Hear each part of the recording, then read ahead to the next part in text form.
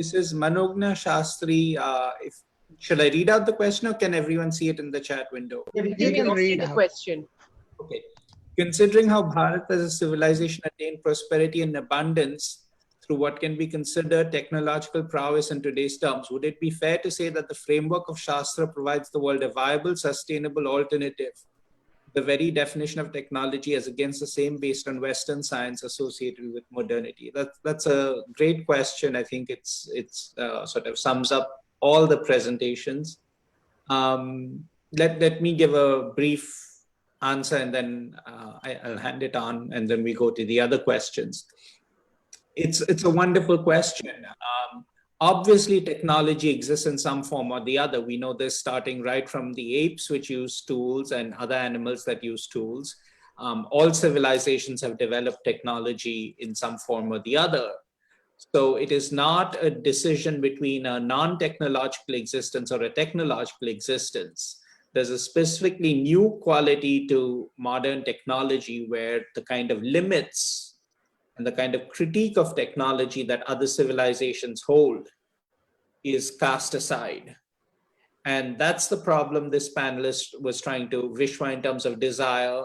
My presentation in terms of saying that the negative effects of technology actually desired in this apocalyptic thinking, that although we see there's a problem, we don't want to stop the problem because we think the final apocalyptic judgment is going to reveal something about the ones who are saved. So what has changed is not the use of technology, not even its scale, but actually a kind of very dark desire, almost like a suicidal desire, is driving modern technology. We really do want the destruction. That is what never gets said in all this ecological consciousness, is that the secret here is not technology. The secret is that there's a desire for the destruction and we are racing headlong into it. Okay, that was my contribution. Srinivas Sudumudi has a question for you. He wants to know why you discussed Heidegger. Oh, Srinivas is always our best and most difficult reader. It's a good question again, because the reason, all right, let me frame this way. Heidegger is trying to reinstate the apocalyptic framework post-Holocaust. And post-Holocaust, there's really a kind of this 2,000-year history between the two religions, Judaism and Christianity. Holocaust does mark a certain kind of caesura in their relationships, and the Christian church, the Protestant churches in Germany really have to take back some of their statements and sort of for the first time start to acknowledge that Christ is not the sole pathway to salvation, that other religions may have resources on their own and you cannot force Christianity on them. So the Holocaust is not just an event in the 20th century, it's an event within 2 millennia of Christian-Jewish relationships. Heidegger is trying to reenact the apocalyptic framework after the Holocaust. And the fascinating thing that I discovered when I was working on this and other presentations is every time Heidegger was asked a question about the Holocaust, he deflected it to technology and said, oh, you're talking about the Holocaust, but I'm talking about technology and it's already arrived. The technological paradigm has arrived. We're all being forced by this being into a kind of action and a kind of enclosure, and we have no control over it. Great way to get rid of personal responsibility, right? Great way to say that he made me do it and I'm not responsible for my actions and it's all like part of a divine plan. So I became very skeptical of Heidegger at that point. Thanks, Srinivas. Hope that answers it. This is to Edward G. You insist on polytheism rather than paganism. Can you explain it better? Well,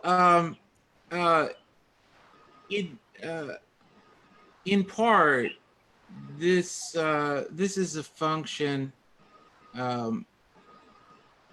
In part, this is a function of some of the debates that have happened within the Western pagan revivalist community, between those of us who are focused on devotion and those who have attempted to appropriate the term paganism into an atheistic context. And so it's been necessary within our community in order to differentiate those of us who are theistic, those of us who are devoted, who are worshiping actual divinities, to differentiate ourselves from those who call themselves pagans, but are actually atheists. Thank you. I actually want to dwell a little bit on that point because I have I'm receiving a significant pushback on the use on this whole pagan business from our community here, from our friends and on Twitter and why are you trying to equate a PhD, which is Hinduism, with paganism, which is kindergarten, supremacist statements and those kind of things. But when this idea struck me that we should do a conference including paganism, it was purely from the perspective that devotion to nature is making a comeback. And that probably you within your community you would distinguish it and call it neo-paganism, or which reflects the devotional aspect as opposed to an atheistic aspect. But basically, paganism is making a comeback because the West has realized that they have to give back, and the whole concept of sustainability and all that. So the whole thought of bringing in Hinduism along with pagan traditions was the pagan traditions that worship nature. And so when we announced this 9 months back, and when Nagaraj Garu made that note, the entire stream of that note was actually about devotion only, what you're terming as polytheistic and the devotional aspect. So our intent was always not to target the atheistic pagans, so to speak. But I am actually glad that we have arrived at this today, and you are a part of it, and you have spoken today. It sort of indicates my stand, because one of the things that what I firmly believe is that everything centers around devotion. What we are trying to do in terms of yoga, for example, everything has been sacralized. So we are trying to bring back devotion into yoga. Our spiritual systems of non-duality is all sacralized. So we have to bring back devotion into our spiritual systems. So every aspect, even environment, we have to bring back devotion. So bringing back devotion into the discourse, before Harvard comes back with the research saying that devotion is important, we ourselves bring back devotion into every aspect of our civilizational aspects, which are timeless, which the world is actually consuming today in a secular fashion. I believe it's very important. In fact, I hope I visualize a situation wherein Pew Research has a new category, which is not just spiritual but not religious, but spiritual, therefore devotional, spiritual, therefore religious, because both are integrated. And this is something which is very personal, and I'm a big votary of it. And that's one of the reasons why we had wanted pagan as a part of this conference. So, Nagaraj, I would like to add to Ed's answer and Hari's answer. The whole idea is that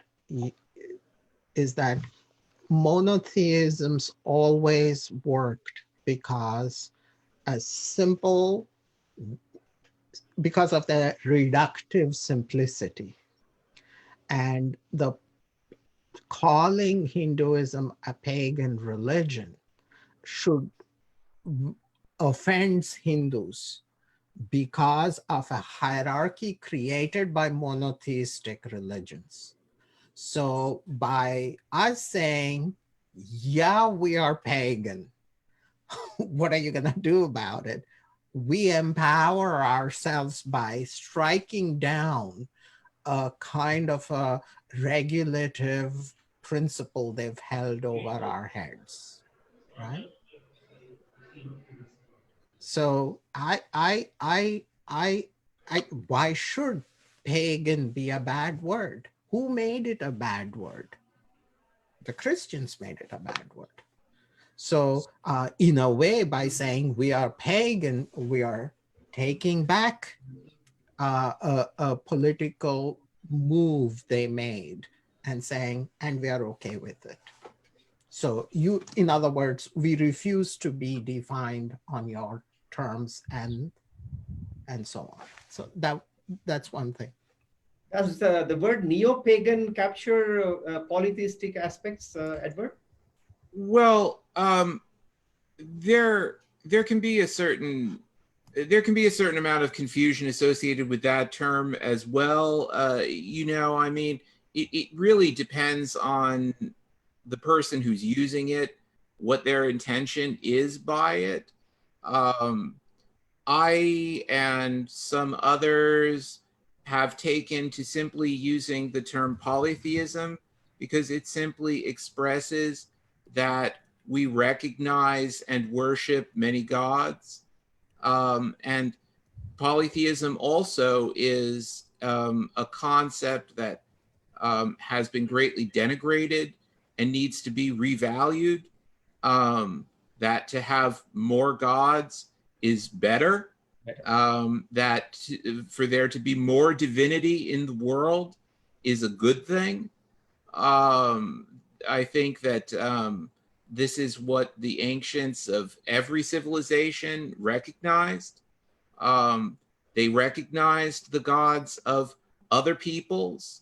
They had an openness to the presence of gods throughout all things. And so that's what I and some others try to recognize through the use of the term polytheism, which is a relatively simple and straightforward term. There is value, I agree, in taking back the term pagan, which had a certain pejorative value originally. And we recognize the history of struggle by revaluing that and by saying we own this term that you cast upon us with aspersion. We own it. We affirm the struggle that is embodied in it, the struggle which sundered so many polytheistic civilizations, so many traditions. But we recognize that what was past can be present and future again. That traditions are not simply gone and dead once they've been sundered, but they can be revived. And I think that that's a very important point, that it's not just a question of those traditions which have managed against all odds to survive, like the extraordinary traditions embodied in Sanatana Dharma, but also those which were sundered can live again. The gods have not gone anywhere. They are still with us, and we can return to them anytime we wish. I agree. Actually, there is a political value also in this. Equally as paganism, even polytheism has a rebellious value in it, because it was polytheism which was actually killed by the monotheisms of Abrahamic religions. So both the words are important politically, equally politically. Both the words are important. Probably we can retain both rather than choosing one of them. I think there is a big, just in terms of the pop culture, Edward, there is a massive usage of that word uh, paganism, just in terms of the festivals that are happening, just as a pop culture. So sometimes you put down a word to a particular meaning and an essence, and I don't know. I mean, maybe we have to qualify whenever we're saying that. Look, we mean the devotional aspect, or polytheistic pagans, or of whatever. There's a, And my idea is not just I'm not just trying to conflate. It's all this is above my pay grade just to talk about conflating. But as an enabler. I'm just curious the fact that what we have seen yesterday and today, we have seen so much of scriptural sanction of devotion to animals and nature, and that is never brought out in this whole discussion. We have a Western lens which comes and teaches environment, and there's no reference to it. Probably this kind of a discussion that we as Hindus, we worship nature by innate nature. It's a scriptural sanction. It's part of our being. I don't think so. There's any seminar that has actually discussed this ever in the post independence. I don't know. Somebody can correct me, but this is like a first time I'm saying that. Look, let's discuss it. There are books written by Nandita ji. She spoke. That's actually proudly saying that Hinduism and nature. And I'm completely taken aback when we are told that, look, we have to be respectful to nature. We have to be devotional to nature. Seriously? I just wanted to ask Viva and Rahul to speak, because we didn't hear from them, if they want to add something.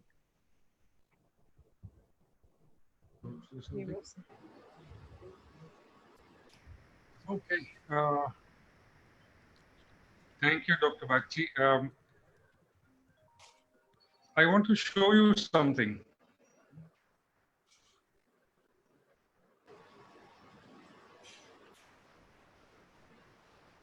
This is laterite stone. Laterite stone is found in our two districts in Goa, but also in the district immediately to the north, Sindhudurg, and also in Uttar Kannada. Now, if you, for those who have been following earlier, when I mentioned about the different parts of the topology, where the cattle graze, where the orchard is, where the house is, where the coconut bhat is, and where the fields are. Each of these is marked by the use of this stone. And this stone, combined with other materials, including the rice that is grown in the lowest level, actually keeps the soil in, keeps the water in, prevents the erosion of the hill, and at the lowest level, prevents the intrusion of saline water. This actually I am describing in relation to the question about technology. So this to me is remarkable technology done with the simplest of instruments, the simplest of material, but with such an extraordinary sense of perception of the qualities of the material and the qualities of these materials in combination. Now, we are led to believe that, yes, this has come out of a great deal of experience, but somebody has written it down and somebody has tried it, seen how it works, and passed it on. So I'm mentioning this because it means that we have this to me is a wonderful example of a dharmic technology that does not succumb to modernity, that does not look to cement limestone plus some gravel plus some sand, add mix water and bring with a cement mixer. This is repairable by each section which degrades, and therefore has a much longer life than the 60 years of commercial cement. So in that sense, you know, those 9 values, the Pancha Mahabhuta plus the other 4, which include Kala, time. So the understanding of time as a factor of durability is far superior than what modern life has given to us in the form of cement. If it's cement, you have to destroy the whole thing. But if there is an incursion in this wall, then only one piece, 2 by 2, has to be removed and repaired using the same materials. This, I think, is the difference that I wanted to point out. Thank you. Thank you. I mean, I'm speaking for all of us here, but we liked both your presentations so much because it's sort of balancing the theoretical part with concrete examples. And these are just fantastic examples of technology that is local, on the ground, works in particular contexts, you know, and makes the point that no one is arguing for a non-technological civilization, but we are arguing for technology to be reduced to a tool rather than being this thing that is enclosing us and forced on us. So restoring the agency of the indigenous communities, you know, if they say we get along fine without your grand progress plan that you have. You mentioned how the children of the cattle herders are sort of being taken away and schooled because the state has determined that's the progressive model. It's violating indigenous group agency to say, you know, and this was actually not just in India. This has been done in Canada. This has been done in Australia, where children were forcibly removed from their parents and put in these Christian schools or given to white couples to adopt and raise. It's a kind of genocide. So we have to start winding down. 6 to 18 it is. 6:30 we have our next festival starting. So I think I'd like to say the goodbyes to to all of you in terms of just thanking every one of you. It started with Dr. Nagaraj Paturiji. He made the note, and this was 6 months back. And then it was when we didn't get enough response, it was very disappointing. And actually, I forced him to send out a mail saying that, look, because we didn't get any response, we are actually canceling this. This was 6 months back. Because I want to admit failure, and if we try something new and we didn't happen, so let's admit, let people know that yes, it's all good to say that, look, we should do this. When somebody's doing it and then people don't respond, it's really disheartening. So we just put it out there and saying that, look, this is not happening because you guys didn't respond. I didn't get any response. And then the idea that, look, we're just talking to scholars. We should actually now talk to activists. That came up. Once that opened up, I mean, then it's just reaching out to like Viva and Rahul and all these people, then Shubhendu, there's so many people, Taran Chhabra. I mean, suddenly the world opened up. And then bringing both these people together, you know, as a framework of scholars and saviors, that actually just gave a new dimension to this whole thing. And I'm really grateful for all of you who have participated. This has just been a very, very, I would say, uplifting experience. Actually, last 2 days has been very uplifting. Just the whole process of curating this and making this happen has been very, very uplifting. One of the things I'm very, very, which I keep arguing and pushing my colleagues also, is that the things that we are very strong on, the values that we are strong on health, on sustainability, on peace and happiness, we have to just go out on the front foot and hit the ball out of the park. I mean, why are we on the back foot? And therefore, this is something which I'm very happy that this conference is such a successful conference with more than 27 speakers. And I'm looking to organize a pagan festival celebrating paganism, on the beach in Goa, bring all the guys, we should do that. This is all about celebration and living our tradition. So thank you so much. We, Joy, Edward, and Vishwa are going to be back next week on Sunday. We are doing this retrospective, prospective series where we are going to examine their body of work in the past and then look at what they're working on. I request all the people who join to see, because this goes back to the legacy partnerships that we are doing, wherein we're really saying that, look, these are venerable scholars out there. Now you have to carry on this legacy, and in 20, 30 years time, we have to say that, oh, I see a Vishwa in you, I see a Butler in you. That's how it has to be. So people who are participating in this, please come back on 24th, where we are doing this conference. We have a series like that. Next month, we are doing with Michel Danino. And then we are doing with Meenakshi Jain, and then with a series, Conrad Els. So all the scholars whose legacy we want to perpetuate, we are going to do this series over the next 6 months.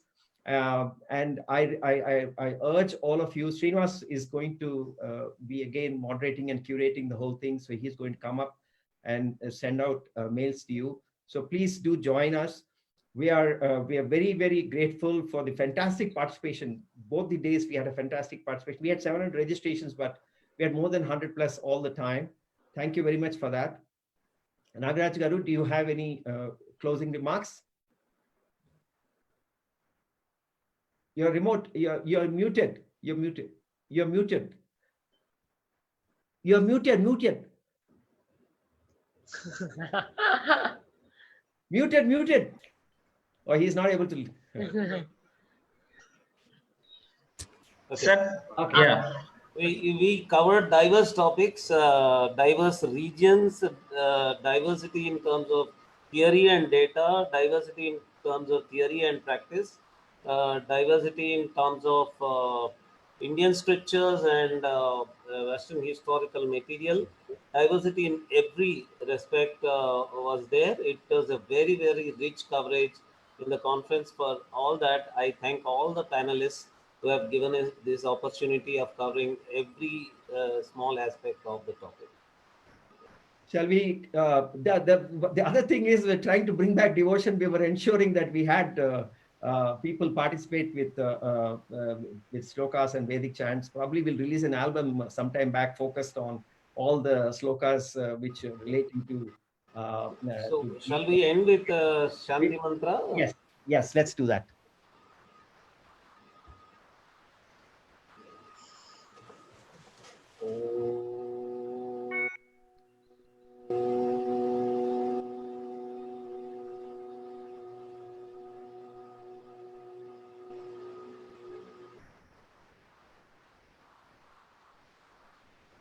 सहनावतु सहनौ भुनक्तु सह वीर्यं करवावहै तेजस्विनावधीतमस्तु मा विद्विषावहै ॐ शान्ति शान्ति शान्तिः ॐ तच्छन्यो रावृणीमहे गातुं यज्ञाय गातुं यज्ञपतये दैवीमानुषेभ्यः ऊर्ध्वं जिगातु भेषजं शं नो अस्तु द्विपदे शं चतुष्पदे ॐ शान्ति शान्ति शान्ति. Thank you all. Thank you once again. Thank you. Thank you.